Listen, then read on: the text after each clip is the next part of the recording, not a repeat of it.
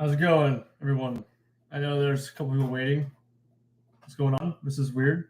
It's weird because it's live, right? And I'm not used to doing live stuff. I have to close out a few things because I was trying to get my camera set up so we could like stream on there, but obviously it didn't work out. So we're on the computer. It looks bad. I'll get it fixed up for the next future live streams. Also, this light is just too intense. Introduce yourselves, if you'd like to. I don't really know what to do in a live stream. I've never really done one of these, but of course we hit 10,000 subscribers, which is wild. It's cool. Thank you.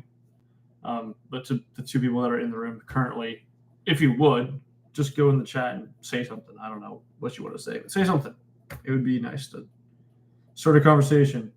That being said, though, 10,000 subscribers, first off, crazy. Thank you. It's a big number.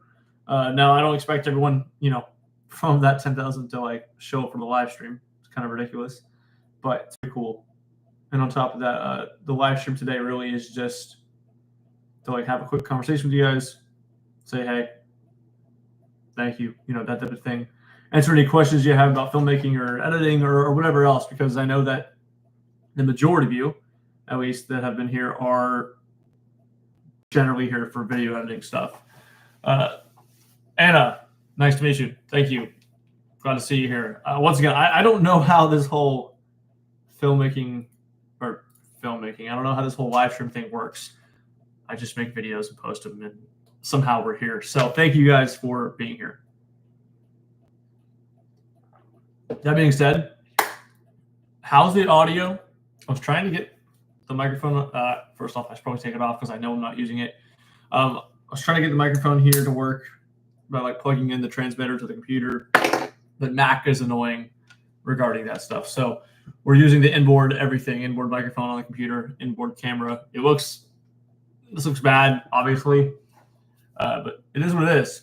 Okay, we have 4 people here. It's kind of wild. I mean, I know it's 4. I know it's 4 people. But like, it's weird to have people watching me do this thing, I'll be honest. And audio sounds decent, not great, but definitely audible. Yeah, I mean, that's the goal. I want you guys to be able to hear, but at the same time, I have been busy this week. Let's just say that. I've been busy this week, and I set this live stream up as a plan on a whim because everyone in the, hi, new goat. Nice to meet you.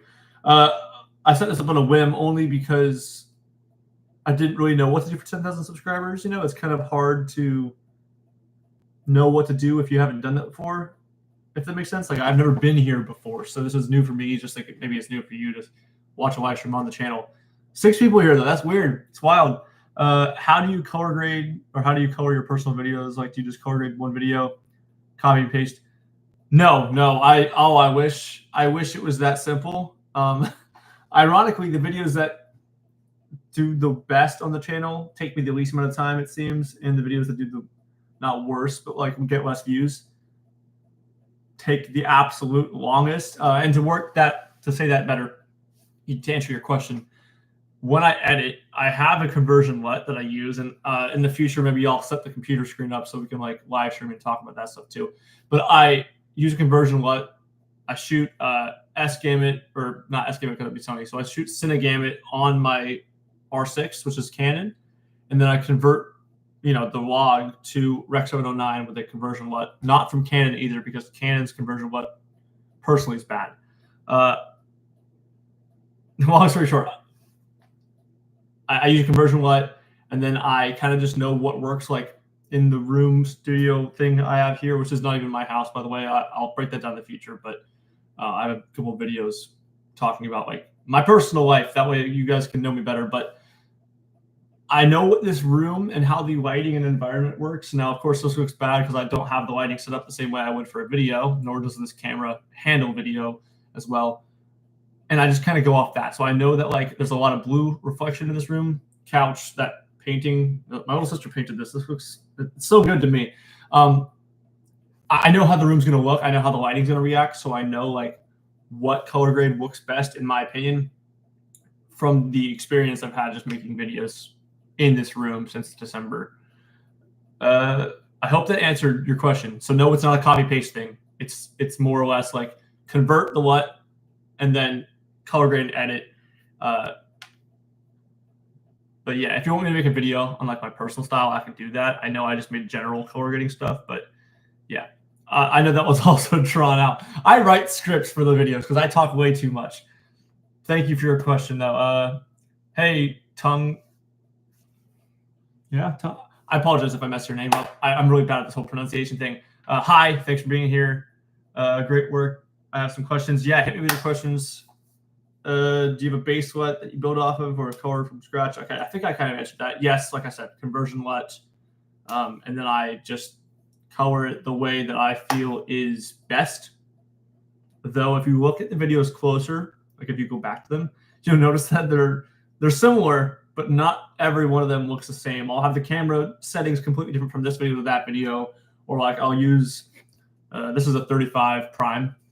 I'll use this 35 prime when I want like nice bokeh, but honestly, I could care less about like background blur if the video doesn't call for it. So then I use, which I have it kind of set up here on like a Gorilla Pod.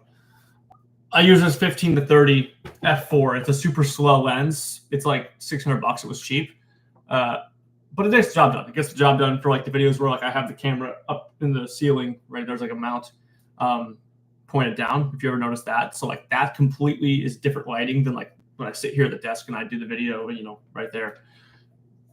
I hope that answered the question. I don't know. Sorry. What's the best color grading app on smartphone? That's a hard one because I don't do much on phones. Let me pull up the App Store because I'm pretty sure I have used them in the past. I mean, I would always go like CapCut was great. There's Premiere Rush, which has a little bit of filter editing in there, I believe. But I mean, once again, I don't always recommend phone stuff. But if that's all you have, by all means, I get your question. So, our video editing app, right? We'll do that. Yeah, so obviously CapCut's like top of the line there. Premiere Rush I brought up. There's Splice and VN Editor. I do have some experience using VN Editor, or which is you can see it was downloaded at one point. VN Video Editor. That's a pretty decent editor. It's kind of like Premiere Pro on the phone, and I think it's actually more like Premiere Pro than Premiere Rush is on the phone. But color grading, I'd say if you use VN, try it out. You should be able to search it in the App Store at least on Apple. I don't have an Android, so I don't know if it's on Google Play, but I'm sure it is. Sorry, I hope that answered your question. And then you can get conversions that do more than convert it. So yeah, Anna, conversion LUTs are generally speaking, not generally, they are custom, like made specifically, whether it's by the company or by a person, for the camera you're trying to convert. So like I have the EOS R6, right? That has a conversion LUT that will only work for that color profile that the EOS R6 gets. Now, if you have the R6 II, you might be fine with it, but like let's say you have the R5, you need to find a conversion LUT for that one. And a conversion LUT just gets it like what you would expect to see when you have like color assist preview on there or something. This light still looks super intense. I need a softbox. I actually just had a company send me a light, or it's in the mail, but it's being sent. Can we do something like that? Helps the lighting? I don't know. Softbox is coming in the mail, so it should look a little better for videos. But to answer it, yes, there are LUTs, like preset LUTs that people make and sell and whatever, and I don't do that because I don't personally like LUTs. I like changing it up for one. And on top of that, you have to understand how a LUT works in order to apply it and make it look good, in my opinion. Some people might disagree, but that's just kind of how I feel about them. So because I feel that way, yes, there are LUTs that do that, like you're talking about, but generally speaking, conversion LUT and then color it yourself, I find to be better. Part of your question. I'll come back to your question in a minute, Anna, because not to mention, yes, you've been commenting a lot. I appreciate that, but I want to make sure I cover everything. So your first question, Shantanu, I don't know how to pronounce your name. I'm sorry.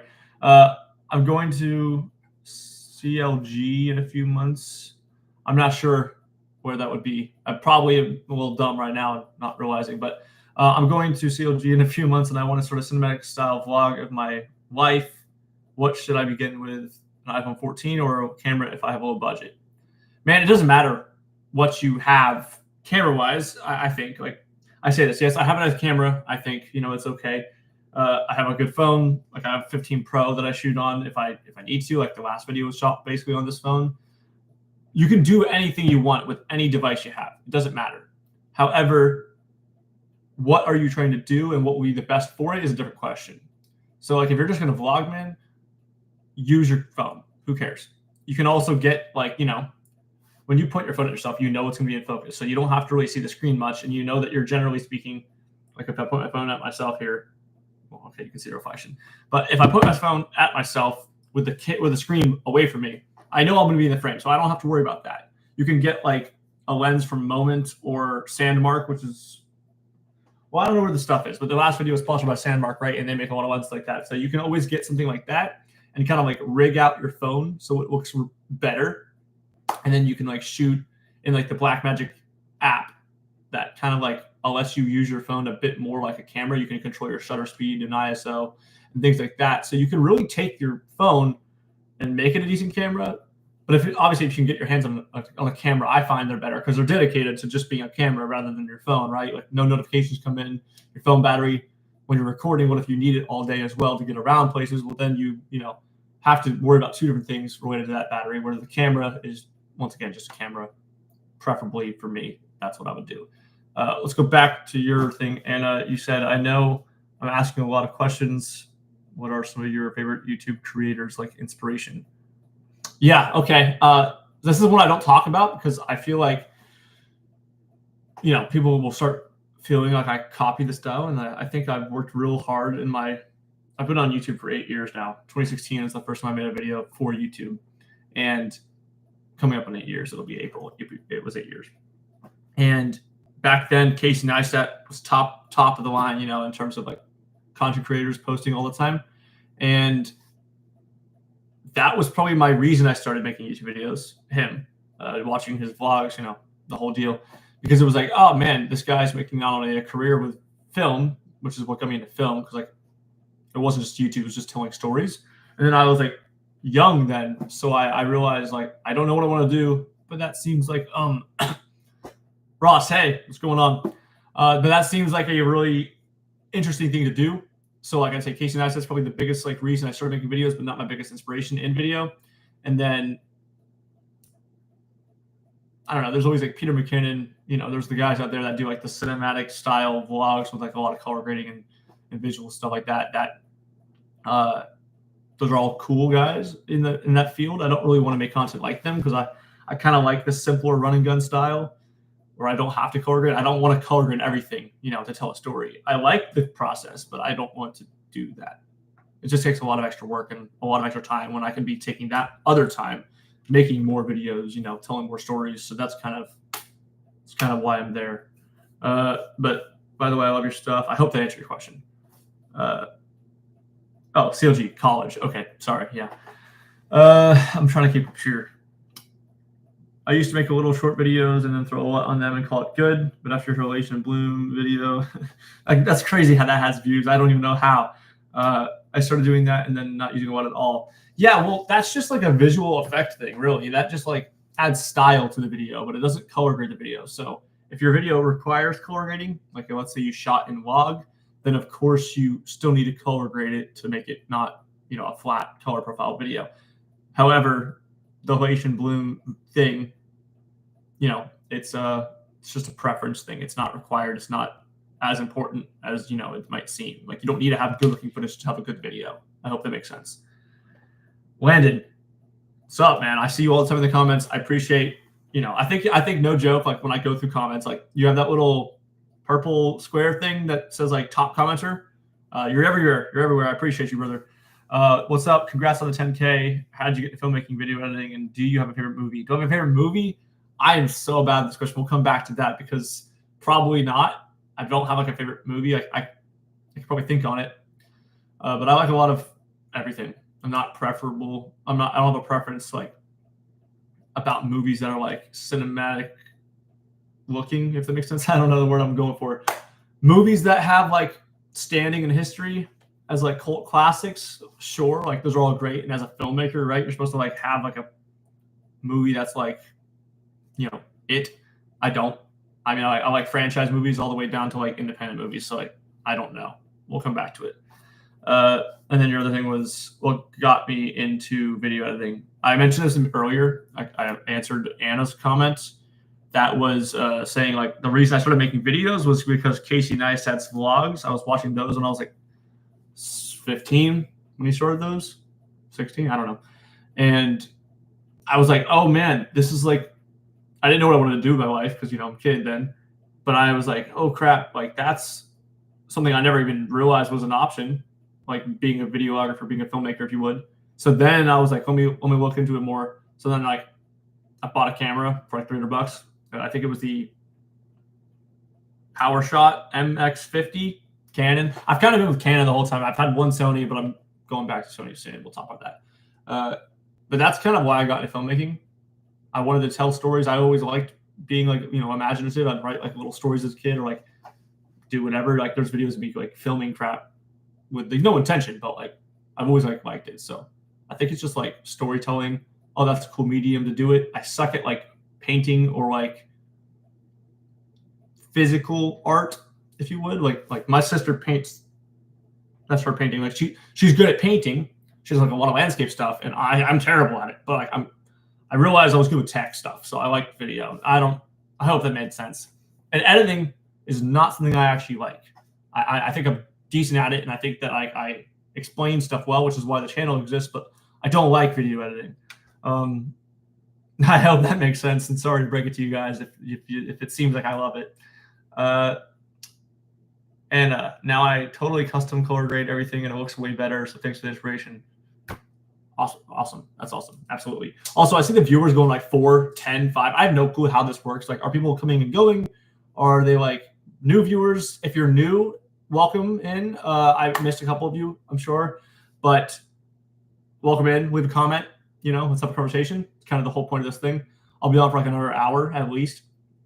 I'm sorry. I was a little late. I explained in the beginning. I was trying to get the camera set up with the microphone and make this sound and look way better. I'll figure it out in the future, but for now I don't think I have the right USB-C cord, so it's going to be on the camera on the Mac. It sucks. I'm sorry. Okay, but Anna, I'm glad to hear that. Thank you for 10K. Love from India. I appreciate you guys. I say this. I look at my demographics. It's like it's either mostly India or it's mostly the U.S. I mean, maybe you're everywhere. Watching this is from somewhere completely different. Let me know where you're from. But appreciate you guys. You guys are awesome. Chris, I've seen you in the comments a while back, man. It's been a little bit, but thank you. It has been a ride, yeah. And you have the A7 IV, but somehow can't get myself to film because you're scared. How'd you get over the fear of having to film? I don't want to say this. I've had a lot of fears in my regard to filmmaking, but I don't think I've ever been scared to film something. I think I've been scared to like film in public and like post like personal content out there that means something. Because like my old channel, it was very, very personal on, and it's still out there. You can find it. I'm not going to share it, but if you want to search me up, I'm sure you can find it. And you'll see what I mean by like very personal. Like some of those were very scary to post at the time. But I've also realized like, man, you got one life, right? Do what you got to do. And the fact that you have an A7 IV, you're already like tiers above, other filmmakers who don't have gear, right? So you have gear, but this is a good reminder, I think, to all of you guys that it's not about the gear. And that's like, everyone says that, but like, who cares if you have an A7 IV if you don't use it, right? And there's no offense to that, by the way, man. I just mean you have a great camera to use. So I would be like, yeah, man, use it. Go do it. Go film something. Go make anything. Don't post it if you're not comfortable. Just get good with practicing to use it. But like the only way to get over that fear is to like face it head on. For me personally, because like these YouTube videos, right? They're like my opinions, my take on things. I'm not some professional. Like I like to think I have a professional mindset about it all, but I'm not. I didn't go to college for it. Didn't get any proper training. I'm just sharing what I know with you guys. And I'm like, hell, if it works, it works. And if it doesn't, you don't have to, stick around watching this type of deal. So like the fear will always be there. Oh, hi, welcome in. Someone else is here. Just want to say hi. Leave a comment. Let me know who you are. But back to your thing, Chris, getting over the fear of it, man. It's just facing it head on and realizing that you're going to suck. People are going to make fun of you for it. It's going to be hard. Just imagine every worst case scenario. It's going to happen. And it's going to happen even when you're good, even when you're big, you know. Still happens now. I mean, I get comments that I delete half the time because I don't feel like having that negative energy on the channel. But there's like hate comments a lot, and it's like, who cares if they're hating on it? Like, you can go, you know, people who actually care will be here. They'll leave nice things to say, and we'll build a good community. But like, there's going to be bad things out there. So facing that fear is just straight up, like straight on, is the only way to get over it, to me. So that's just how I worked. I'm very, very literal, I think. Anna, you have to go. Thank you for coming. I hope you're not gone at this point. You could have been gone. It's been a couple minutes. But thanks for joining the live stream for a minute, and all your questions have been helpful. Landon, great answers. Appreciate it. I'm actually used to hate video editing, especially color grading too. Yeah, I mean, look, I don't like to use the word hate when I describe anything because I think it's a very strong word. It's just not my personal, like, I wouldn't do it for fun. I do it so I can learn more, so I can share more with you guys, but I don't do it just because I want to sit down and color grade, you know? I want to tell stories and I want to film things, but I don't want to do the editing color grade process. But I also think that the story comes alive in the edit sometimes, at least for me. So it has its place, and I'm never going to pay anyone to edit for me. I want to make that clear. I will never, ever pay someone to edit my videos because then they wouldn't be my videos. But it's not like I live for editing. I think that makes sense. Also, I look like Dimitri from the. I don't think I've seen that movie. I know what it is. I have sisters. I know what it is. I just don't think I've seen it. But thank you, I guess. I hope. But yeah, Landon, hope that worked out. And yeah, Chris, that is true. Love you too. Thanks, man. I'm moving to college. Any tips for me regarding life from your experience? And I also want to create quality content like you people. I mean, dude, okay, everyone, I'm 22. I'm not old. I don't think I have much experience in life. I've moved across the country, you know, started a business, did some stuff. So I know I've done things. But hi, new people that just joined. Hey, leave a comment. Let me know who you are, what you're working on, you know. Yeah. But back to what you said, Chris, or not Chris, I'm sorry, Chantal. Experience in life, man, I don't know. I wish I knew, because if I knew, I would have things figured out better. Maybe it seems like I got things figured out, but I think all of us, you know, look like we have something good on the outside, and the inside's always, we're all the same. But just be yourself. It sounds so dumb again, but be who you want to be, and do not care how everyone else tells you to be, because best advice I've ever been told is like, don't listen to advice from people that you wouldn't want to be like. And I'm not saying like you should be, you know, think yourself better than someone else. I'm just saying, like, if you're making content on the internet and then someone else is making fun of you who doesn't make that content or isn't even doesn't even try to make content, like, don't take advice from them. They're going to tell you you're bad, and they have nothing to prove for it to show that they might be right. So just disregard all that in life in general, though. Focus on what you got to do. Just do it and keep doing it till you're better, until you're happy with it. And I don't think you're not going to find happiness. You have to choose to be happy with yourself, with anything. So just like, do your thing. Do not care. It's that simple. It's not simple, but it's that simple. God, I hope that helped. Shashank, hey, hi. I hope you're still here in the live. I'm thorough with my answers. I try to be. So if I disregard your comment at first and whatever, it's not intentional. I apologize.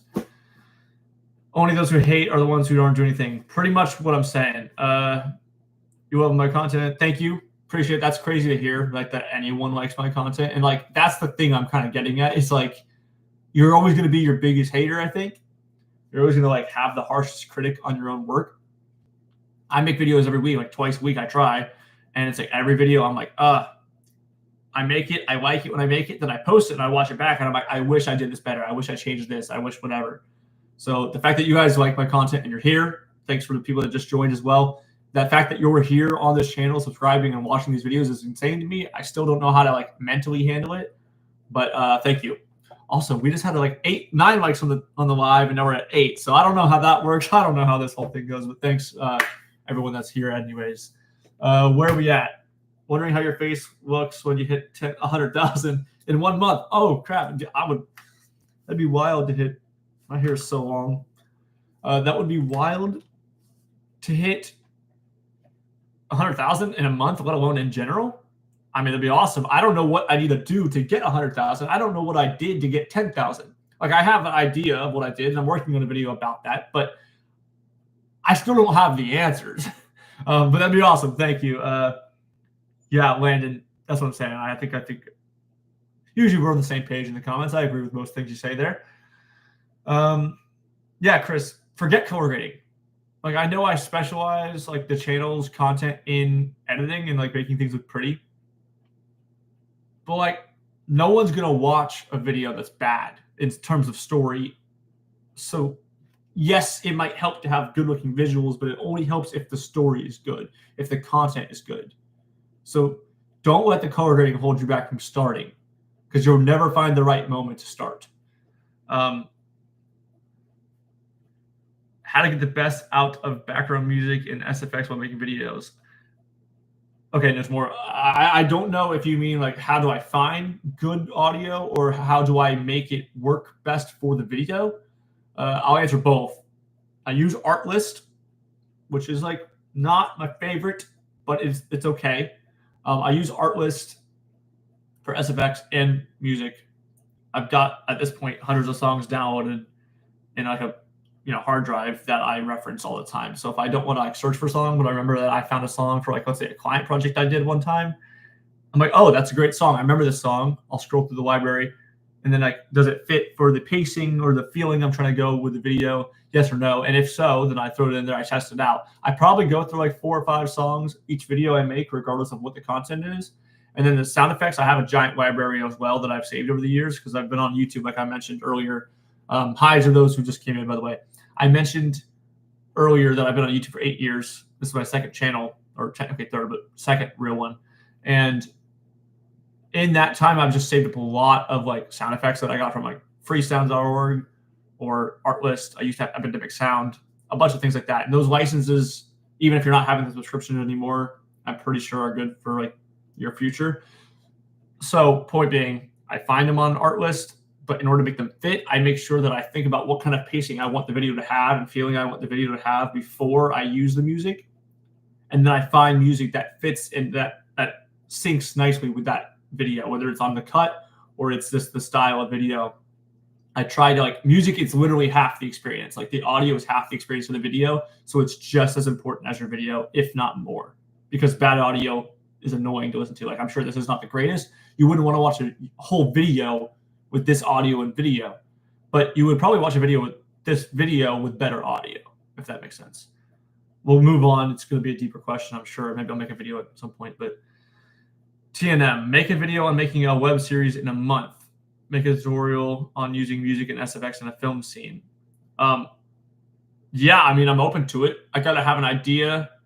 Truthfully speaking, the only reason I can't make larger, longer form content right now is like I have a job, like a part-time thing.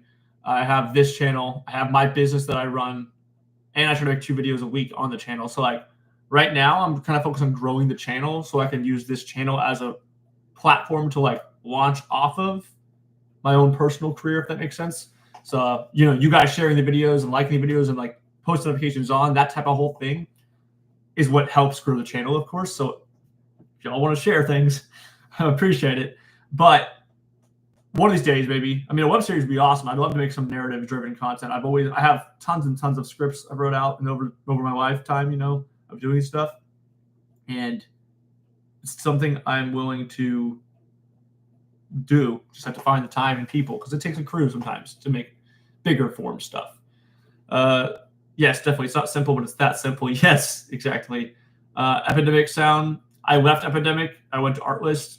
I don't know if that says anything. I'm not here to badmouth, Epidemic. I just didn't like their stuff much. Can I share my sound effects? I can't share my sound effects because most of them are licensed sound effects, like from Artlist.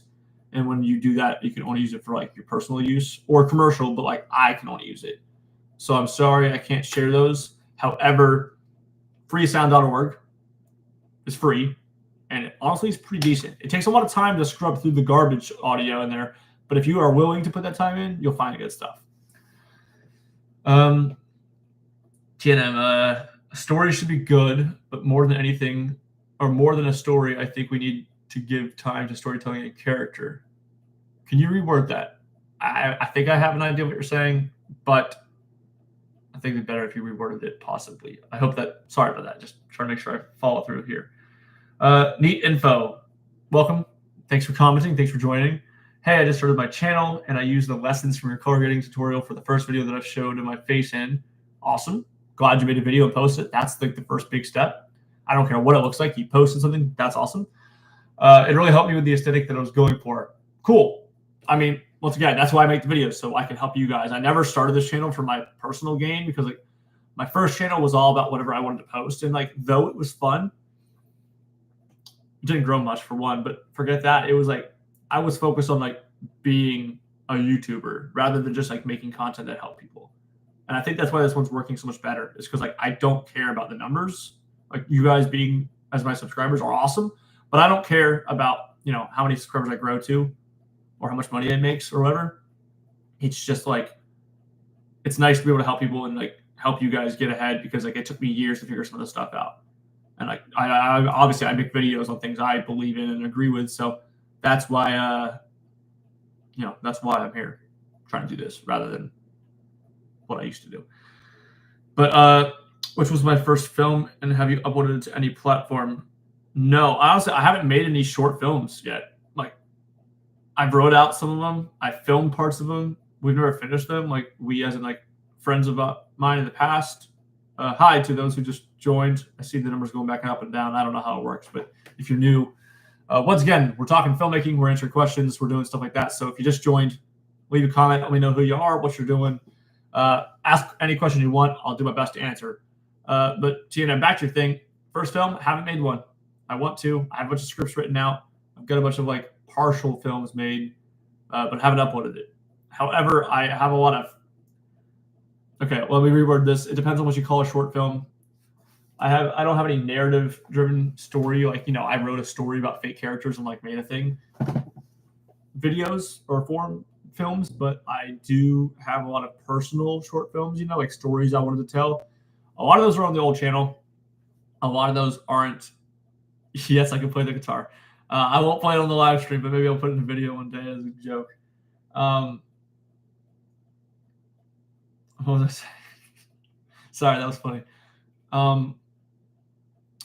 I don't have any short films I've made yet. I'd like to, but it's like it's low on my list in terms of like life. I want to focus more on making these videos, helping you guys, you know, kind of filming my life and putting into some story, if you would, and putting on this channel too. You can call those films, right? But in terms of like narratives with fake characters, have not made one. But yeah, I can play the guitar. I play like every day. I'm obsessed with it. That's a cheap guitar. It's terrible. I need to get a better one. Whatever. And then you're saying that if you have a great topic or idea for your film story, that your story is half done, but you need to give more time in telling. Oh, okay. So you mean like if you have a good story, but you think it needs to be kept getting work applied to it in order to make it worth posting? Is that what you're asking? I hope so. But yeah, a story should be more important than the visuals and everything else like that. And then neat info. Do you feel like you figured out thumbnails? YouTube is brutal. The thumbnails are crucial. Okay, so I have a friend, Rusty James, on YouTube. You can search him up. Rusty James Official, I think is his thing. I'll put it in the chat. Great friend of mine. Just started his YouTube channel, like getting serious with it. And him and I were having this conversation that basically thumbnails are one of the hardest things to figure out. And it took me a long time. If you look back at my channel, like I don't know how many of you, there's only 3 of you, it says here in the video. So of the 3 of you, I don't know how many of you have gone through the whole channel or looked at like, let's put this down, looked at my old videos, but like those, what's it called? Those thumbnails are so bad and they didn't convert well. They didn't get, sorry, the headphones attached.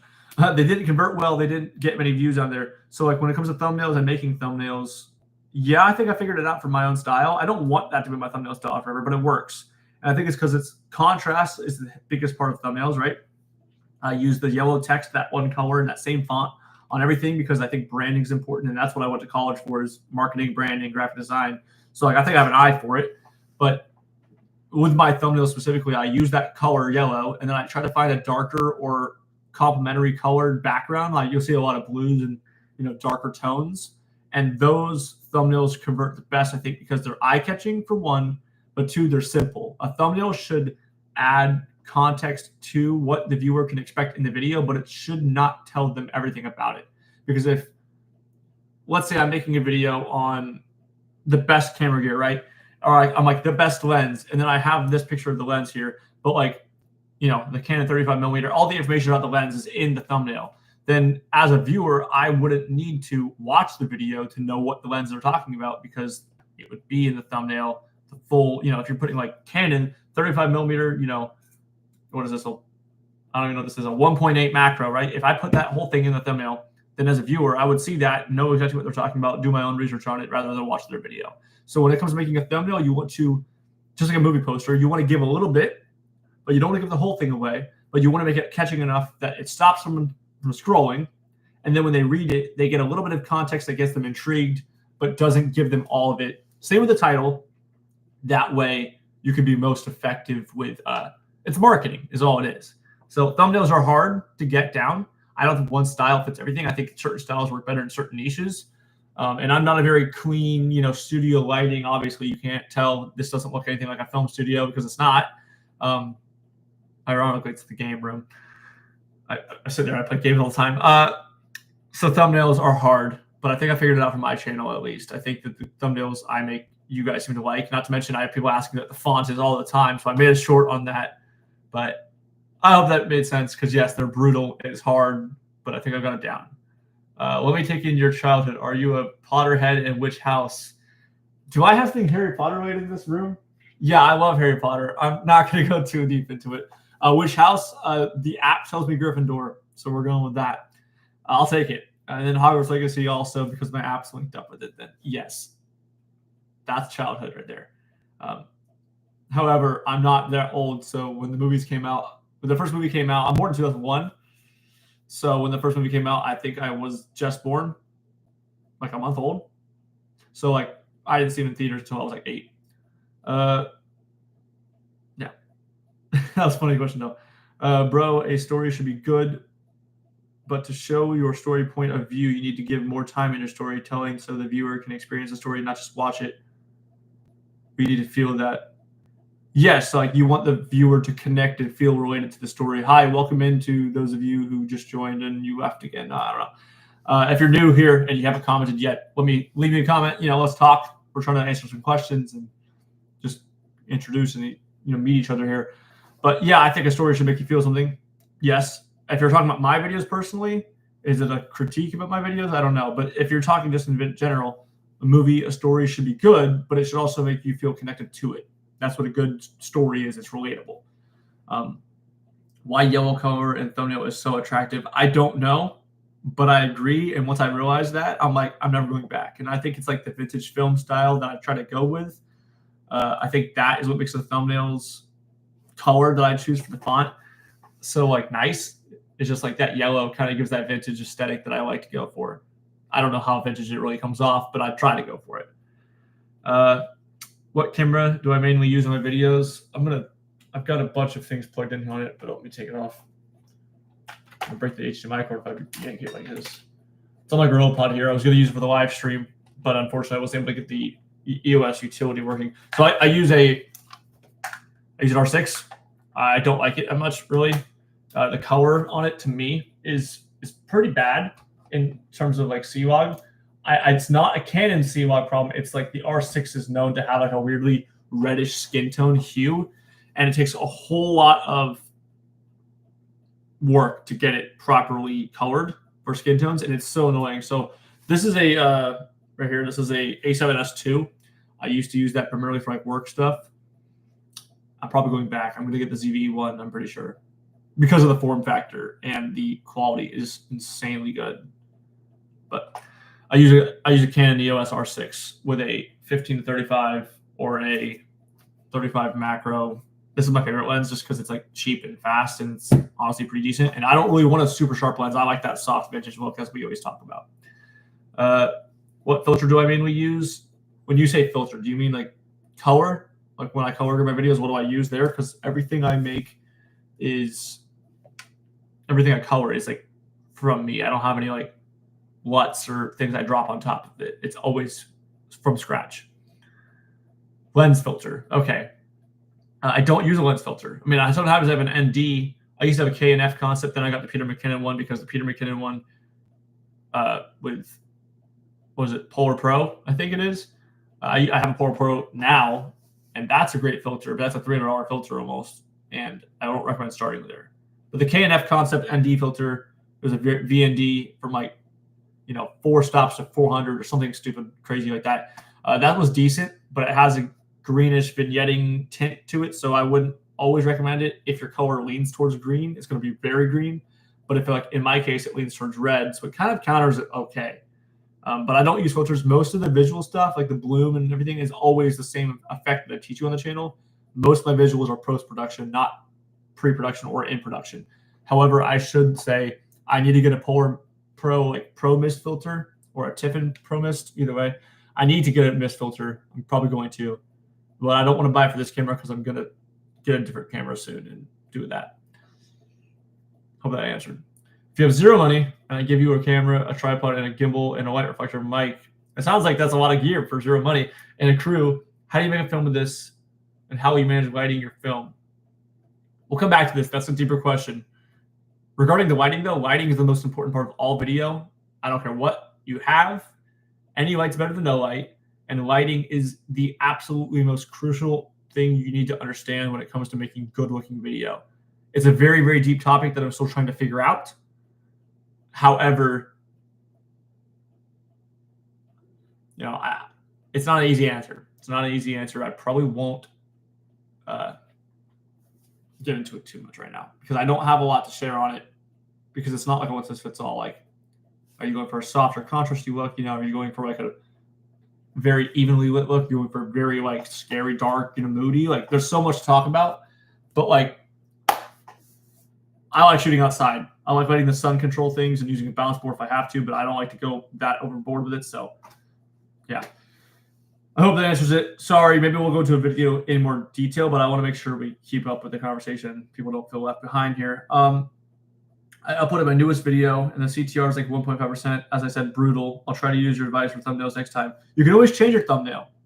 If you see a thumbnail and you think that that's the reason it's not being clicked, then you should change it. There's no harm in changing it after you upload. Like, I change each thumbnail in this video, not this video, but like videos in general. I change my thumbnails all the time when I realize that, like, okay, this video is doing bad in the first 10 hours. Why might that be? Oh, okay, maybe it's the thumbnail's not strong enough. So let me, take a step back now that I've kind of gotten it out of my mind and it came back to it with like fresh eyes. And I'm like, oh, that might be why. So I changed the thumbnail. So like 1.5%, yeah, it's low. Don't get me wrong. But my average on this channel, and maybe you guys see it like, everything looks like good and there's a lot of views because I've been there. But my average on this channel is like 5%. I need it to be higher. I want it to be higher. So, you guys got to click more, when you see a video pop up. But in terms of click-through rate, it's gonna fluctuate a lot. But it mainly comes down to your title and thumbnail. And if your video is bad at the end of the day, right, and it performs badly in terms of viewer retention, YouTube will take that information of low view retention and stop pushing it out. So then that makes your click-through rate go down because there's physically less clicks happening because less people are seeing it on their home screen, on their browse, whatever. So CTR is a hard one to face and figure out. But once you get it down, kind of, I think that you'll start building a system for yourself. What's the next thing? I'm sorry, I'm frequently indirectly saying you're old. I'm definitely not taking offense, by the way, to that. Like, I'd rather look more like an adult than a kid, but I'll be 23 in a couple months. So I feel like I'm old for my life, but I'm not old at all. I don't take it offensively either. Like, it's fine, dude. How much have you invested in your gear? Well, the camera I bought for $2,000. Combined, these lenses are probably worth like $1,500, which is not that much for lenses, by the way. The light I'm using right now is like $150, which is really cheap. The hard drive, honestly, my hard drive is an SSD, 14 terabyte SSD. That put me back like $1,000. Like that was a serious investment. But like every time I make a video, the video ends up being like a 6-minute to 12-minute video, and they're all like 8 gigabytes. And then filming in Cinegamut in log every like screen recorded video I do, and I have the camera rolling the whole time, ends up being like 40 gigabytes. So like all that footage goes somewhere, and I don't delete footage because I never know when I need it in the future. So that's like my biggest purchase. I have this what's it called? DTAP battery that was like $180, pretty cheap, you know, a bunch of batteries. This tripod was like $200, $300, probably more like $400. I don't know. I'd say collectively like $6,000, but that's not that much in film, really. I try to keep it cheap and simple because like you don't need anything fancy to make good videos, and I've learned that time and again. Every time I invest money into something, I realize it's not going to help me make a better video. I'm going to make a better video. I have to be smarter with what I have. So, which is why I always say, if you only have a phone, you can make a movie. Just understand how to use your lighting and, you know, direct people and like composition. All those matter so much more. So, like, not much in gear, you know. Any planned trip to India in the future? I'm broke, so not anytime soon. That's around the world. I'm in the U.S. over here, but we're getting there one of these days, probably. I'm on a tight budget. I mainly use a phone to film car videos. So I just recently bought a K&F filter also. Yeah. And speaking of, hold on. I got a bag full of my crap here. There's a filter in here somewhere. Yeah, there it is. In the video, the last video, absolute mess over here. In the last video, I had briefly used this filter, but I don't use it that often. So the case, which I threw off somewhere also, it's on the ground back here.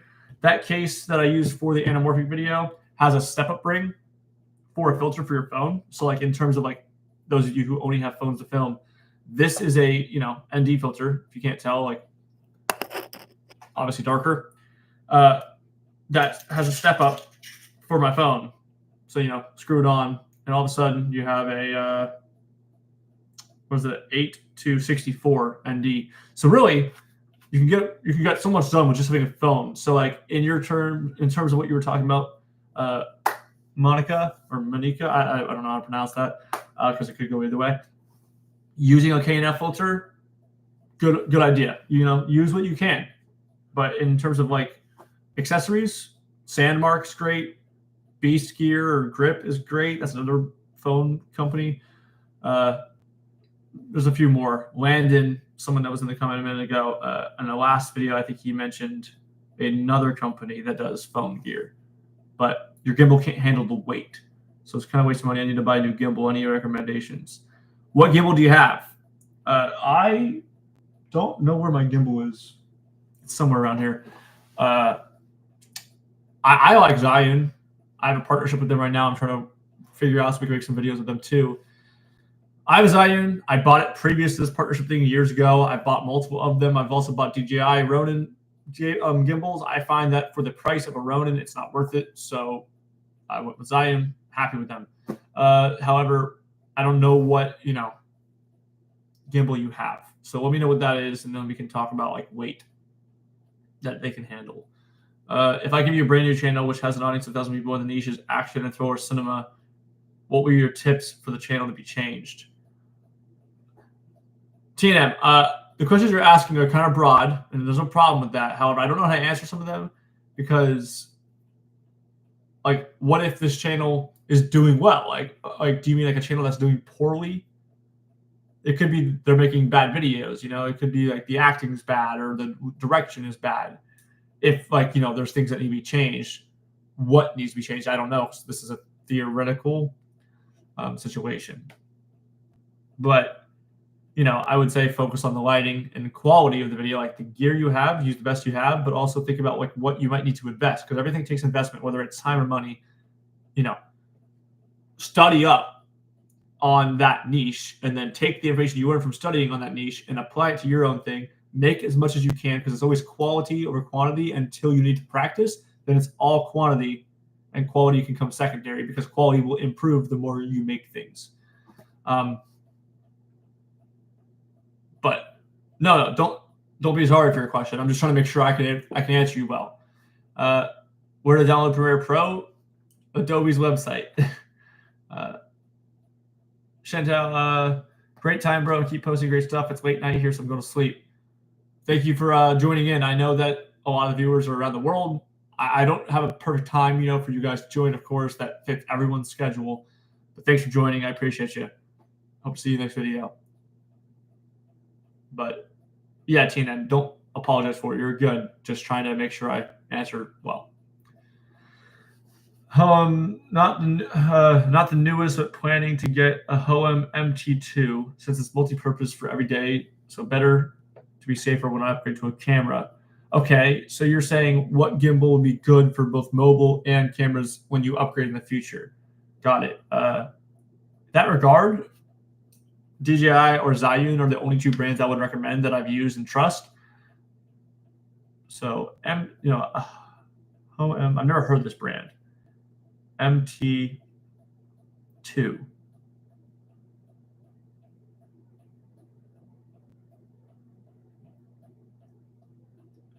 Yeah, for the price of that, I mean, I'm not saying they're bad. I don't know anything about these, but if they're having trouble, if that one you're having trouble right now has trouble stabilizing just a phone, at the price I'm seeing of $300 on average, I would go with Zhiyun.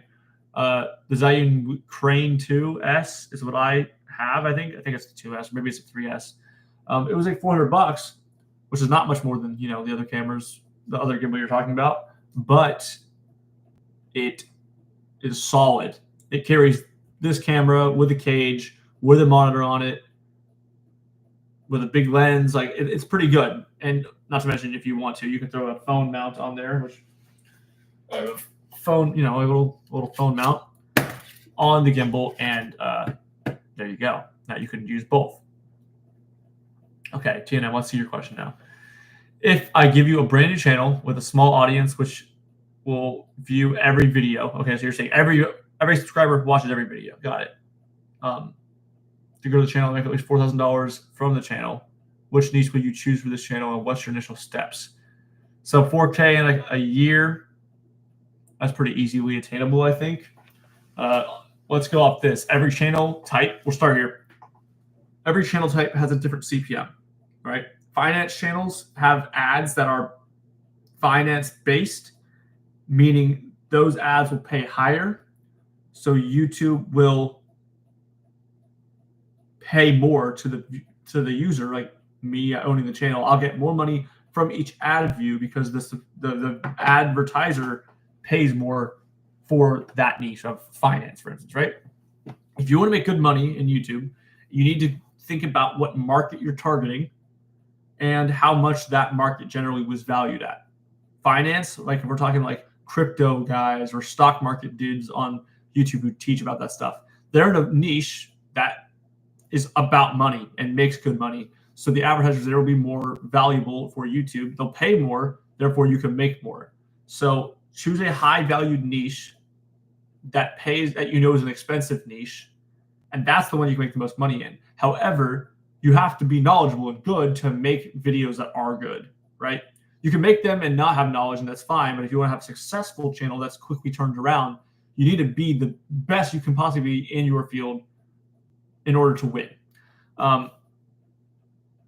So that's my initial steps: is choose a niche that you know you're good at, choose a niche that you know people value, that is also a niche that is already previously known to be high income, earning.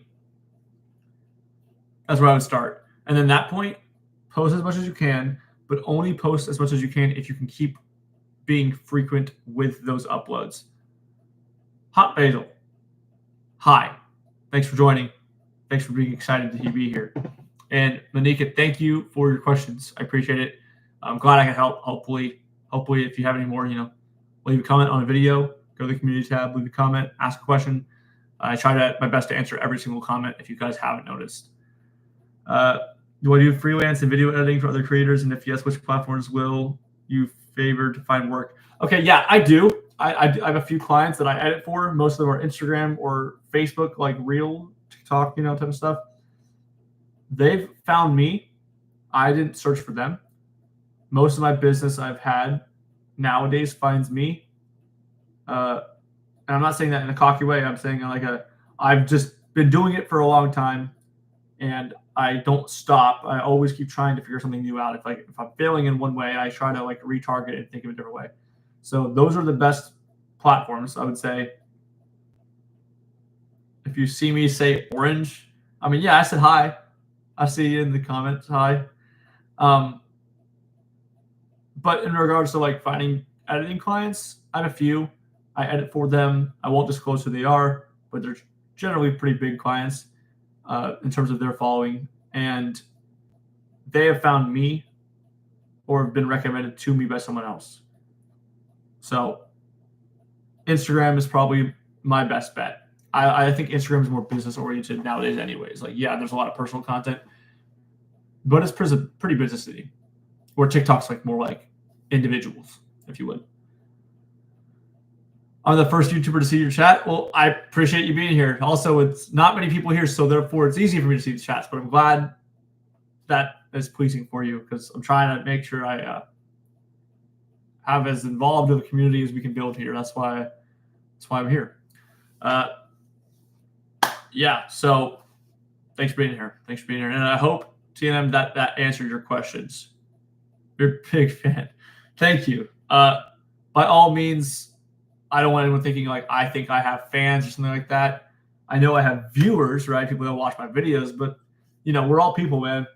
And we're all just trying to figure it out. And I might seem like I have it together, or I might seem like I know what I'm doing. And I think in some regards, sometimes I do know what I'm doing, but not every way.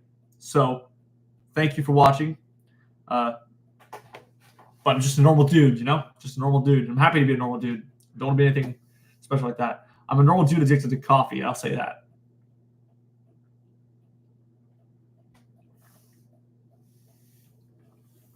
Okay.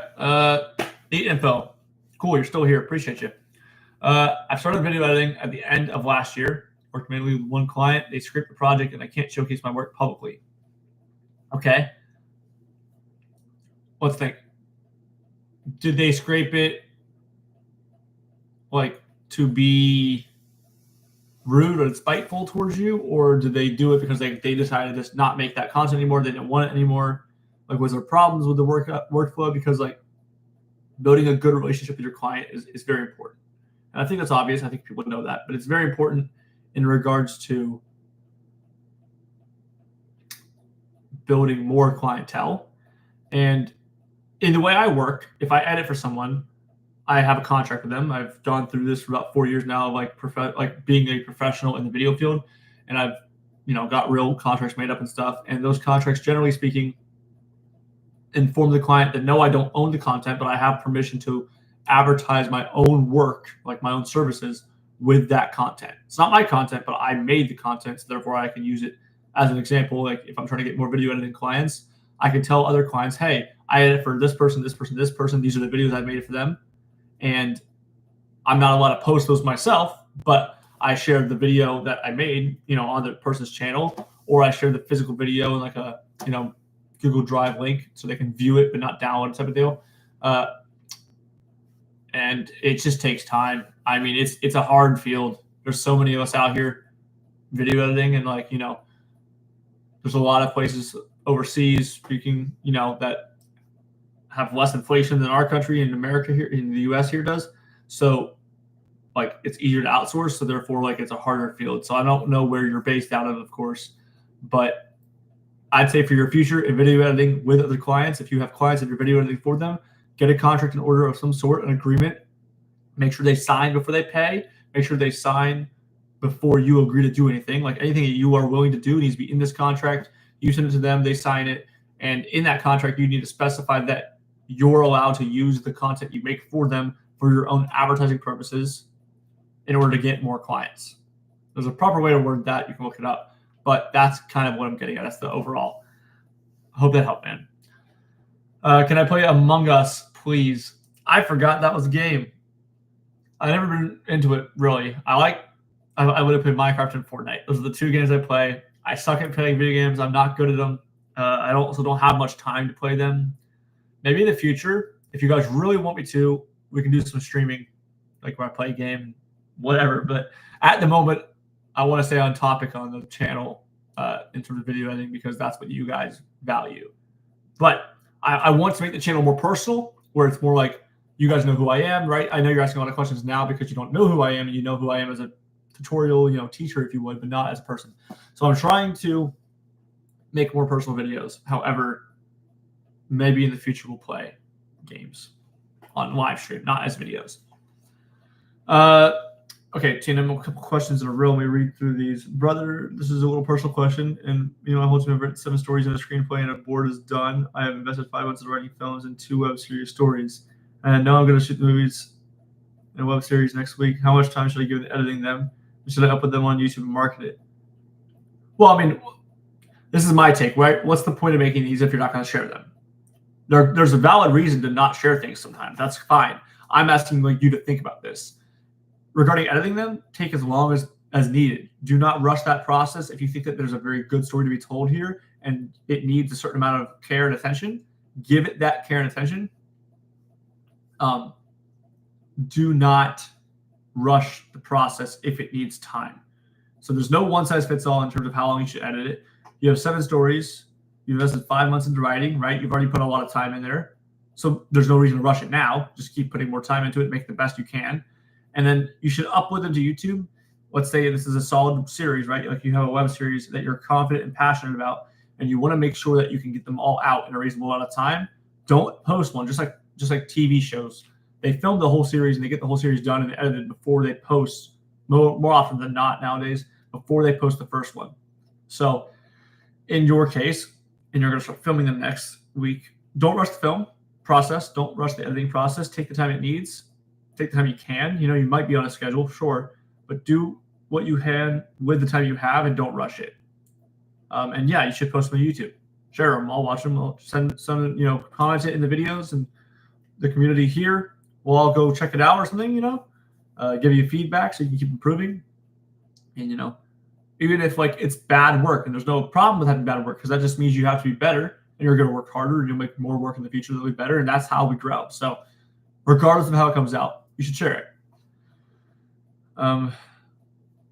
Yeah, hot basil or basil. I would assume it's basil with the money sign there. I don't know.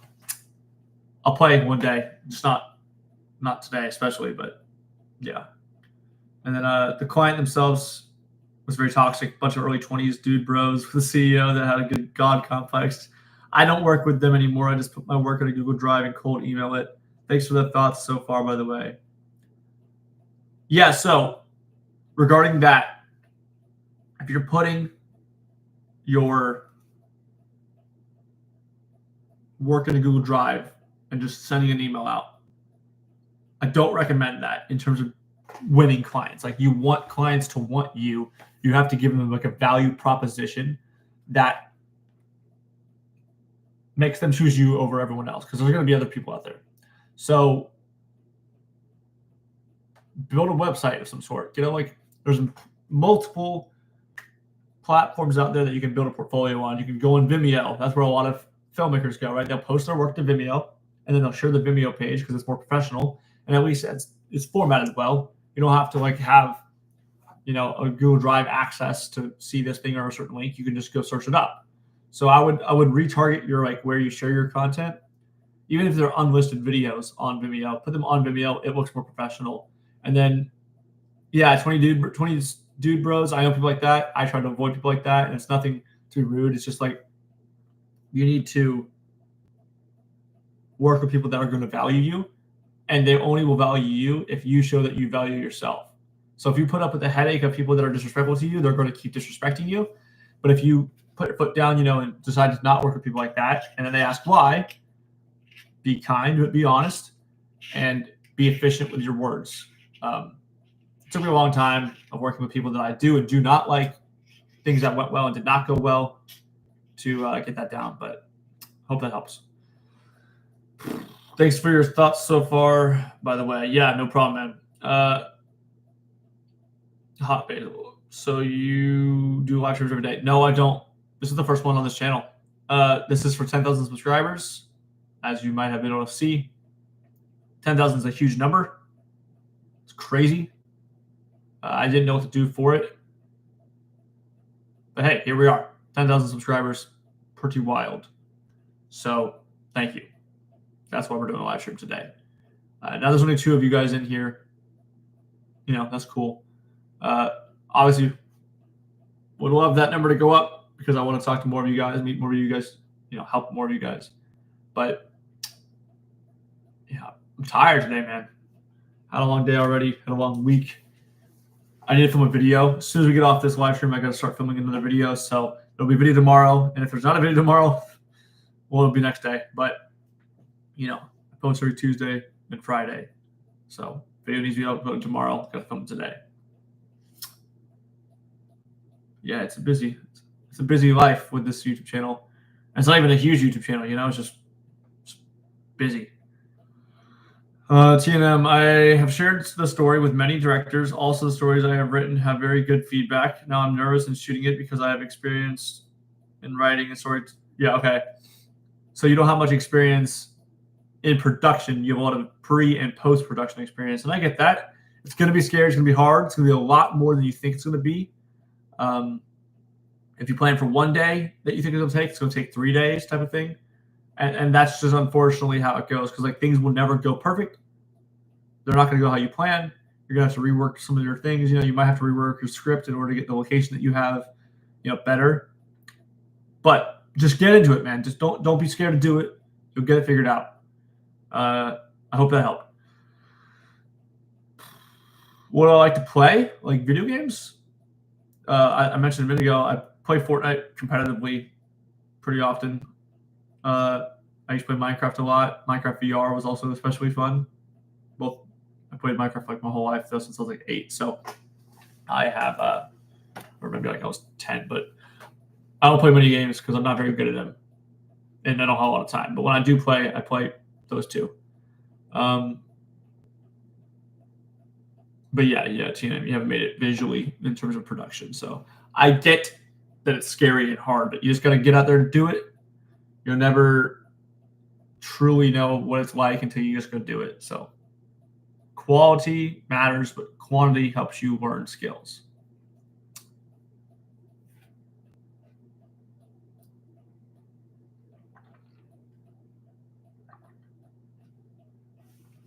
How much crew should you take for shooting? You currently have 7 people on your team, specialists for different work. You can make a film with 2 people, man. There's no number. So like I've realized a lot of your questions. I'm glad you're asking for help because I'm happy to give it.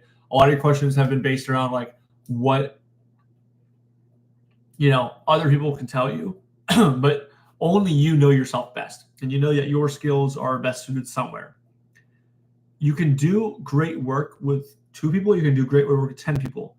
But the more people you have, the more possibility things can go wrong, for one. And there's nothing wrong with that. Like, you sometimes need a lot of people to get big things done. But there's no one-size-fits-all answer for these because it's like 7 people could work if you're on a huge shoot. But if you're on a small thing, 7 people can get in the way. So always think about what's the simplest way I can do this job? What's the simplest way that I can make this movie? And do it that way. Because like you're going to be in over your head faster than you think. It's going to be harder than you think. And if you, are worried that you don't have enough people or you have too many people, that's going to like deter you from doing certain things that you might have just like figured out how to do, if that makes sense. Can you play Fortnite on a Chromebook? I don't think so, just because the processing power of a Chromebook's really low. They're just kind of web browsers. But you can probably, if you have an Xbox account, there's like Xbox Cloud streaming, and you can play the game through the cloud on the browser. It's a little weird, it's a little laggy, but you can play the game that way. Have I ever worked VFX and CGI in After Effects? So, okay, After Effects is a tough one. After Effects is not something I'm very well versed in. I have some experience in it, but I don't have a lot, and that's mainly because it's overcomplicated to me. For me, I like working on like node-based editors.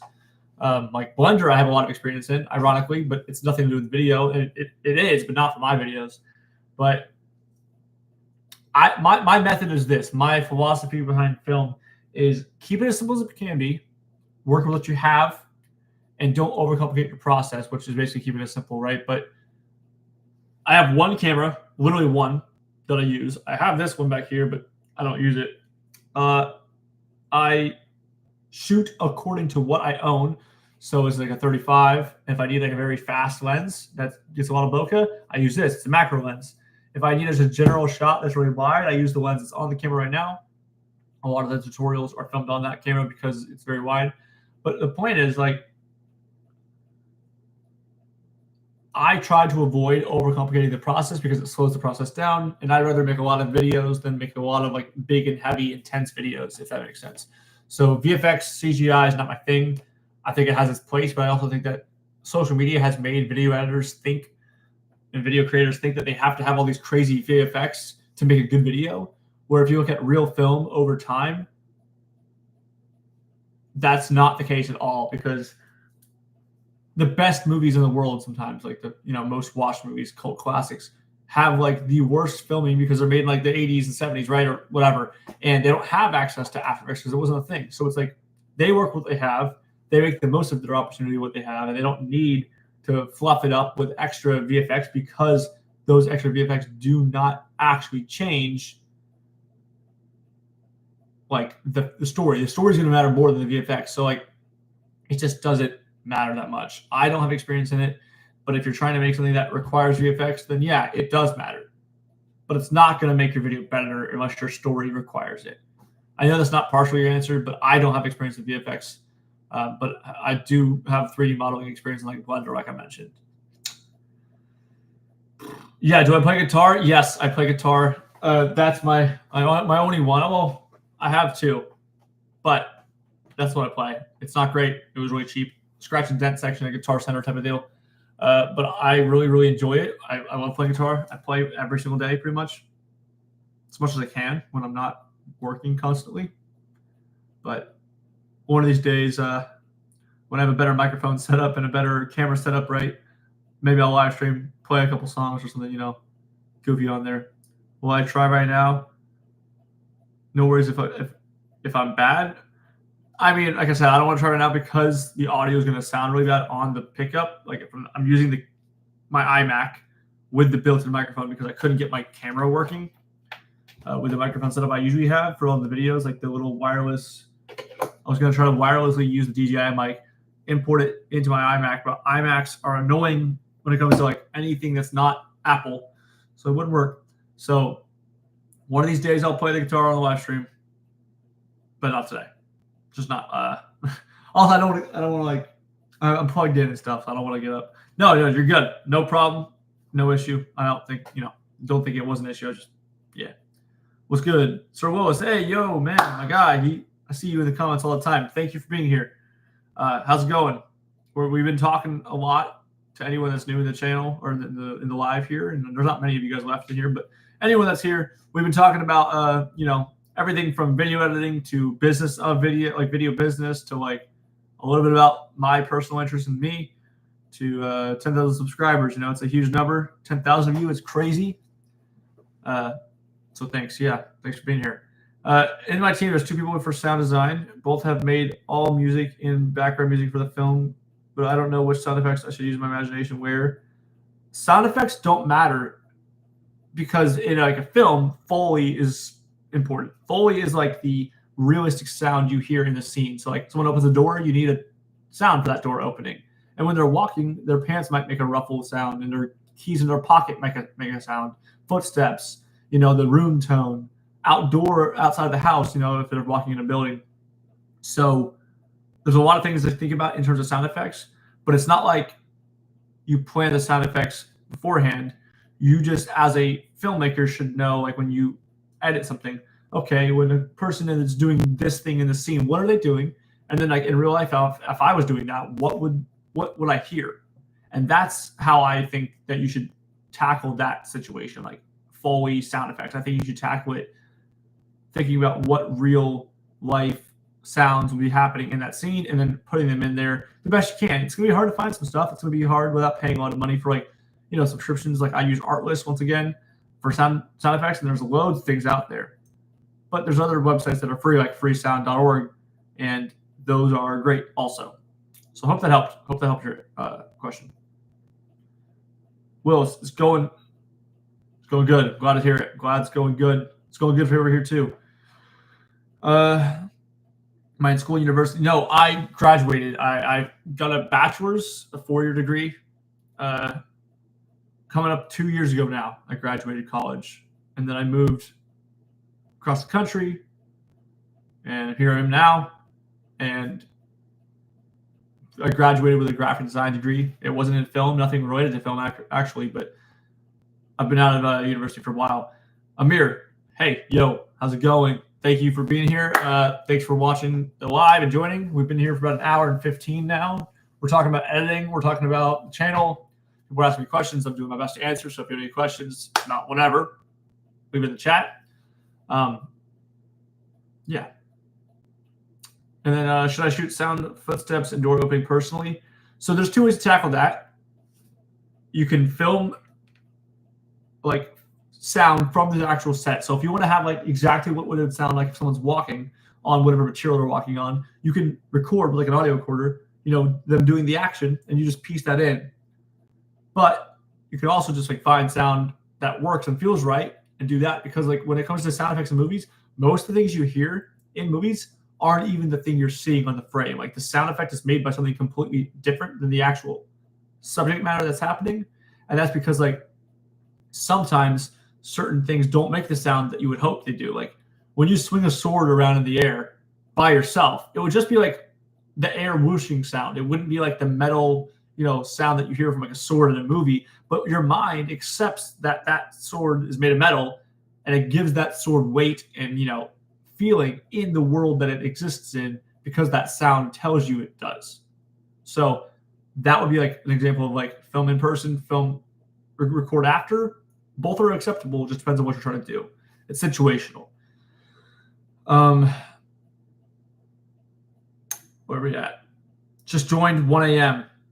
Thanks for being here. It's late. You don't have to stick around if you don't want to. I'm happy to have you, but it's late. Get some sleep if you need to. Hot Basil, I've said your name in your next live stream or video.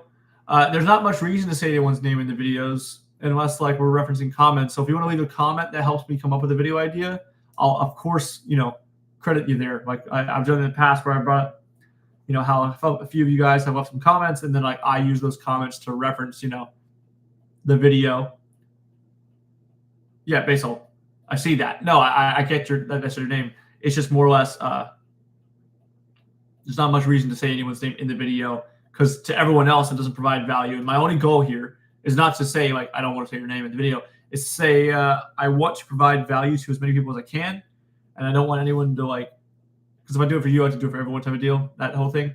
But it's really like if you leave a comment, in a video that helps me come up with a better video, then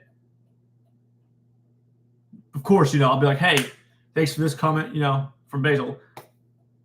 The video exists type of deal. Like that's where it would make sense to say someone's name in the video, but it's not to be offensive or rude or be whatever. It's just trying to make sure we keep a general neutral playing field here. Will you do live in the future? Yeah, if you guys want me to. It's gone all right so far. There's a lot of commenters. The more we grow and the more people that possibly can be here, the more you guys share the channel and videos, the more that we can possibly grow, of course.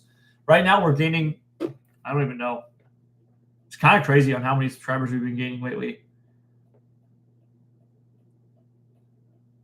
Let me look. Where are we at? Audience. There we are. Yeah, like the past, that's crazy, man. That's crazy. Past week, we've gone up 600 subscribers. So like if you do that, almost 100 a day.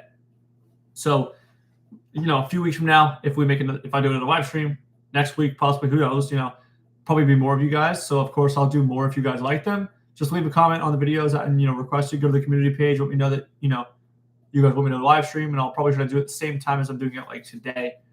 And hopefully we'll try to do some more in the future. Yeah, but thanks for being here. Thanks for asking. How to hide mic in films when shooting a person talking one-on-one to another in a sequence. So when you film people talking to each other in a movie, right? If you're filming a sequence like that, generally speaking, you'll have two cameras or you'll have one camera and you'll have to film each scene by itself. When it comes to the microphone, a boom microphone is what most movies use. You'll see the guy holding a microphone with a stick and the microphone hangs off the end of it and it's just out of frame. So like if this is my frame right here, in the future, hopefully, I'll have a better microphone that I can boom right here out of frame. You won't see it, but it'll be like right there. And it will be pointed at my chest here, so it picks up my audio well, but you don't see it. So it's more about like being smart with your framing to make sure that if you need audio up close and you can't get it any other way, that your framing works with the way you have to situate your microphone. So everything should work together if you have like a low budget that doesn't allow you to do everything you'd like to do. Hope that helps. Cool, by the way, 10,000 subscribers. Do you make money? Yeah, the channel makes like a couple bucks a week. It's not anything substantial. It's not livable, of course. And it's not because of the subscribers. It's because of the views. The more views you make, the more you can possibly make. But like my niche, filmmaking isn't a very high CPM niche, and that's cost per mil, which means it's how much money you make per 1,000 views. It's not very high. If I was like in finance, it would be a very high niche CPM, but it's not any substantial money, and that's no problem. I do this to help you guys. I never did it for the money or for the views or whatever. So, of course, if I could do it for the money, I can make videos way more often because I could do this full time and not worry about I have work 3 days a week. I work part time. I have my business that I also make money from. The channel, I make like $100 a month off, which is cool, but it's nothing livable. So if I could do this full time, I would. So then I could make a lot more videos. Maybe vlogs that are like everyday videos. I'd love to do that if I could. Then I could go travel and move around and do stuff, make cool videos out of it. But at the moment, the money just doesn't justify that, And that's all right. So thanks for joining. We have 8 people here, by the way. So if you're new and you haven't left a comment, join the chat. Let's have a conversation. Love to talk to you guys. Thanks for being here. Once again, we've talked about some editing, mentioning your guys' questions, talking about the future of the channel, some plans, my experience, loads of stuff. Just making a good conversation over here. So how much should I invest in a boom mic? Once again, how much do you have to spend on a microphone, right? Like if you have a budget that can be allocated to different things, where is that budget most valuable to be spent at? Like if you have a movie and you have $10,000 to make this movie, but it costs $3,000 for the actors. Okay, so now you only have $7,000. And let's say you want to profit. You personally want to make $2,000. Okay, so you know that right away, $5,000 of that $10,000 budget, needs to be made back. So it's like, okay, now you need to plan to make at least $15,000 off this movie. What's going to help me do that? Well, what's going to help you do that is like realizing what audience or how are you going to pull in the most viewers, right? So good audio is more important than good video. Good lighting is more important than the great quality of resolution. So like prioritize what you need and then invest that way. I would invest in a good microphone and good lights before a good camera. Not to say you can't have a good camera, but you can also rent these things. So there's lots of options, but a boom mic, you can go anywhere from like $2,000 to like $2,000. You probably find a decent one from like Deity or Rode for like $400 or $500. And I know it sounds expensive, but like you're not gonna have any problems with a $400 microphone if you know how to use a microphone. You can get a dead cat for it, which is basically, one of these fuzzy mic covers. It's called a dead cat, and you can use that and get pretty decent audio in the field. So you don't need something great, but even this, if you can use this DJI mic, I love these things. Best investment I think I've made for this channel yet. They're $200, and if you can hide it, like if I put the microphone here on my shoulder and then I shoot from this angle, you don't see the microphone, but it's close enough if I have no other option to get decent audio from a distance. So I hope that helps. I'm missing a lot of comments, so I'm gonna move on. Why don't I make a video of me doing my favorite hobby? I mean, I'm working on some. I have a giant list of video ideas, both tutorials and personal videos that I want to make for the channel. It's more or less like, how do I make them so that, you guys watch it, for one. Like, if I want to make content for this channel, I want you guys to watch it, of course, but the primary focus is like, how is it going to be relevant for you or help you? I don't think I want to make content quite yet that's just personal 100%.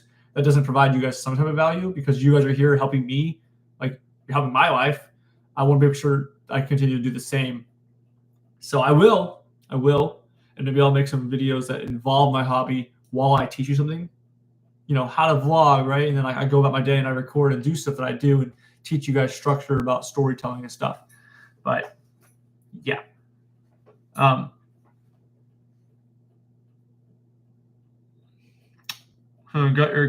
Your content is master blaster. Thank you. Appreciate that you like my content. I'm glad you do. I work very hard to try to make it the best I can. There's so much more I could do. I look at my own footage and I'm like, oh, I'm very disappointed in that. I wish I could do better. I'm going to do better. Just have to keep practicing, right? That's why I make so many videos. I just do my absolute best to give the best content I can, but I really appreciate you saying that. It's very kind. Brother, passion matters more than my bank balance. Absolutely. I agree. Right there with you. Sorry, I had to leave for a while. The info, you're good. Thanks for the advice about clients. They were my first real big client. Now I know better. I just need a bigger portfolio for a website. Just starting out. I agree, and I get that. I used to tell myself that all the time, that like, oh, I can't make a portfolio website until I have more content. And in some way, that's true. You need something to show, right? But in other ways, it's like, just post on Vimeo. If you have 2 videos on there versus 20 videos, at least you have a place to put it. Anything personal that you'd be proud to. Let's say this: if you make a content you like and you wish you could make money doing that, use that as your portfolio, because you might find that people like your style of content and they want you to make a video for them in your way. And not only are you making a video that you're good at making because it feels natural, but you're making money off of videos that technically you made, even if you're not making that video, because you made this personal video. And now people want their video that you're making them to be your style. Now you literally just won what you're talking about. So try that. It's a big thing. It takes a lot more than just like a quick answer. But road 8 to 8K in live soon. What do you mean by that? Like 8 viewers? Because I hope you're right. Because I'd love to have 8,000 people here. That'd be scary. That's a lot of people watching you. But nonetheless, I don't care if it's 4 of you or 8 of you. I appreciate all of you guys being here, taking your time. What did I do today? I went out. I haven't seen my sister in a while, so I went and hung out with her. We got coffee, which is where this is from. Hung out. I slept in for the first time in days. It was great because I've been working a lot of hours at my other job right now, and it was a long week. That I was going to sleep late, waking up early, spending it all day outside, coming home, eating, going to sleep again.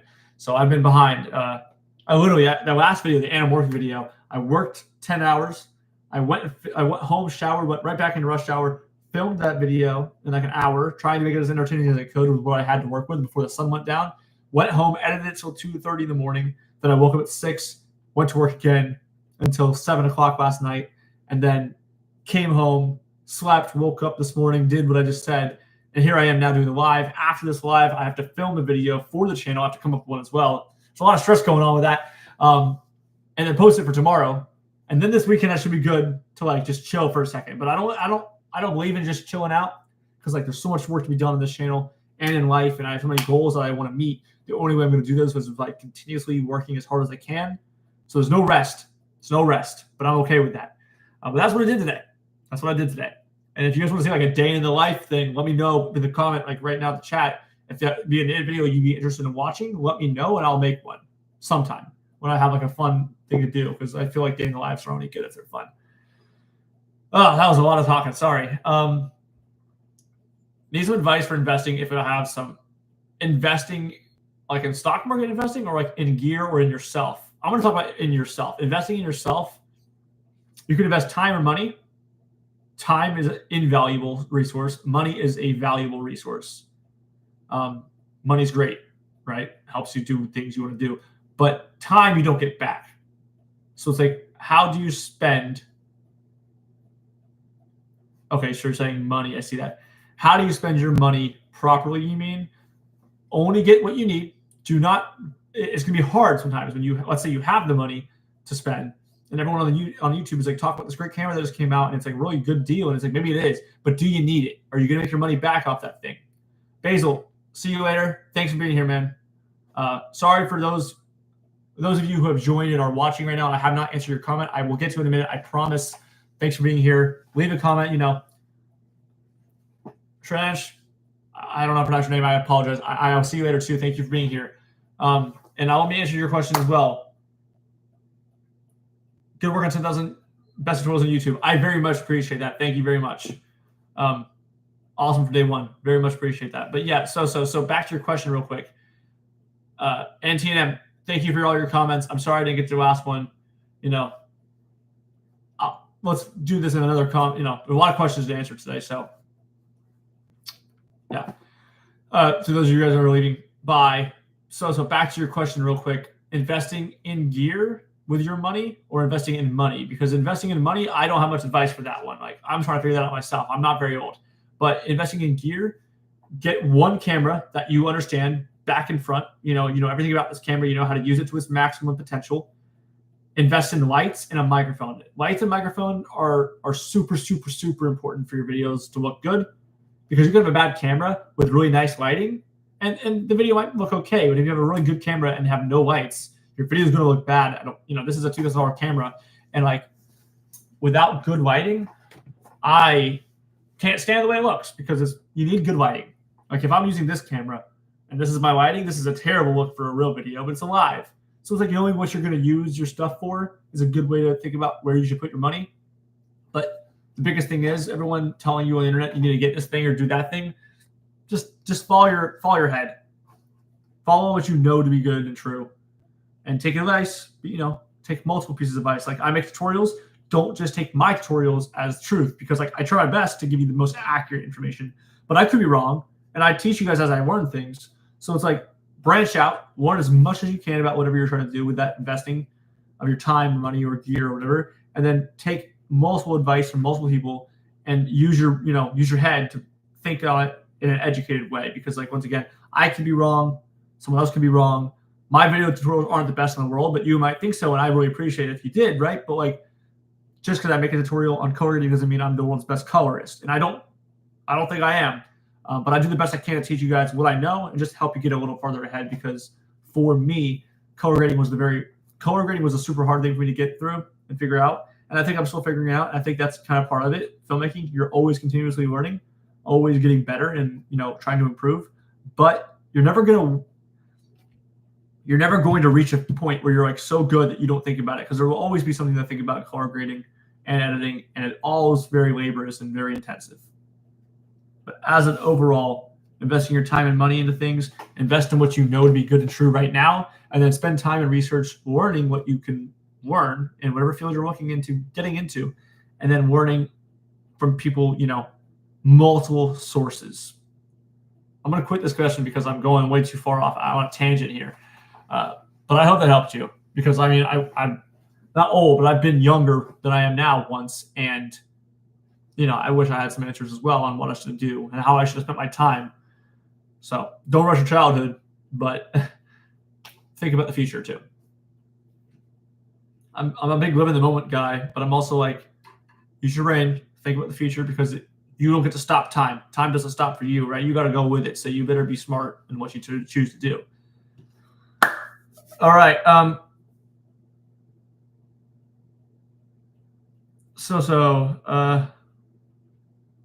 You have to go, and thanks for the sub. I appreciate that very much. Thank you so much. And you're loving my videos. I appreciate it as well. Have a great night or evening or afternoon, whatever you choose to do.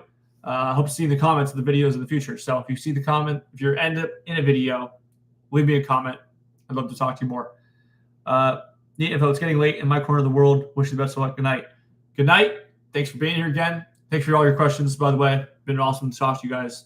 I'm going to stick around for a little bit more, probably put another half hour into the live stream. Then I have to go because I have a video to film for you guys for tomorrow.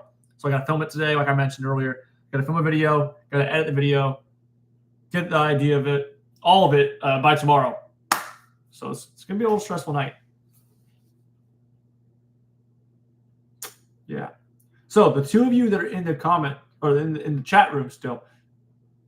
If you haven't commented, let me know. And if you have commented, I don't know who's, obviously around. But thanks for being here. Thanks for sticking around. So ask away your questions or whatever. We got one guy left in here. It's all good. It's been a long day. I'm tired.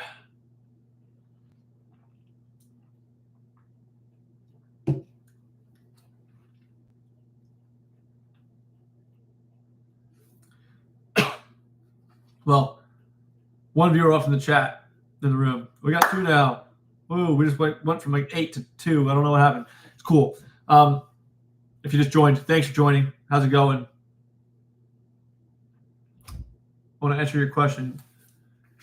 Someone here. Someone might walk in the room.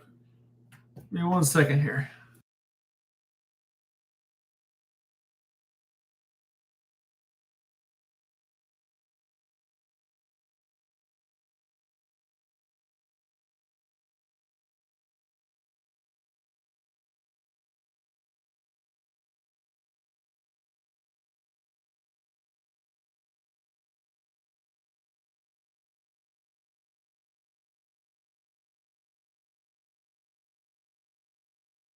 I'm back. Sorry. Answer your question. Sorry. Yes, let's do that. If I give you 2 months for a film to make and I give you $5,000, nothing else, you have no team, but you can hire actors, that's your choice. How much time will you give in all 3 of production?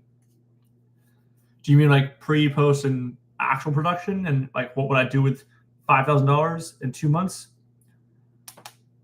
I mean, I'm not a big schedule guy. I know it requires scheduling, don't get me wrong, but it's like if I know I can film it in 1 week, but I need 3 weeks to make sure that the story is written the best, and then I want to give myself at least like a month of those 2 months that you brought up for editing to make sure if I mess something up, I can go back and refilm, then I would spend at least 1 month on the edit because I would make sure that I give myself time to reshoot if I need. And I would spend as little about like most of movies, pre-production and post-production are more time spent on that than actual production, because pre-production helps to ensure that your production goes smoothly, and then post-production, you have opportunity to find problems with what you did in production and refilm and reshoot and fix things. That way you can make the best that you can. So like spend more time on the edit. Edits always take more time anyways, because like all the videos you guys see on these channels now, I probably put 10 hours of work into each video, 12 hours of work into each video. And that includes filming them. But like they might be like a 3-minute video, and I still put a lot of time into it just because it takes time. So give yourself time to edit. At least a month of those 2 months I would do. And in regards to money, I mean, it depends on how big of a project, you have to be smart. If it costs you $1,000 for actors and you have no camera, let's say like you said, I have nothing else, then that $5,000 could go pretty far. Rent a camera for $100 a day. Make sure your camera, your video, your production is a week, and then it's like, okay, that's $700 of that. You break it down, you can go really deep into it. But I see that he says, thanks, man, really helpful tips. You're gonna go to sleep. Let's talk on the next live stream. Yeah, I'll see you. Join me in the comment sections of the videos tomorrow's, whatever, and make sure to have a good conversation. But thanks for being here. Thanks for all your helpful questions. They've been helpful. I hope the community, got some value out of them as well. So thank you guys. Okay. Well, we're going to be on for a couple more minutes here. If any of you that just joined have any questions or want to talk about anything, by all means, leave a comment. Let's get a chat started here. But this went well. The live stream went well. What do you guys think? How have you guys felt on the live stream? I know I've answered a lot of questions. That was my intention. Thanks again for 10,000 subscribers. It's been pretty crazy. I didn't expect that. Actually, we're at 10,500 as of today. So that's wild, because a couple days ago I made that 10,000 subscriber video, and we almost added 500 to that since I made that video. So yeah, but all right. Hey, anyone that's new to the video, the live stream, leave me a comment if you want to have a conversation. Outside of that, we're pretty much wrapping up here. Thanks for being here. I'll wait out a few more minutes. And if anyone else joins, of course, by all means, let's have a conversation. But outside of that, thanks for being here.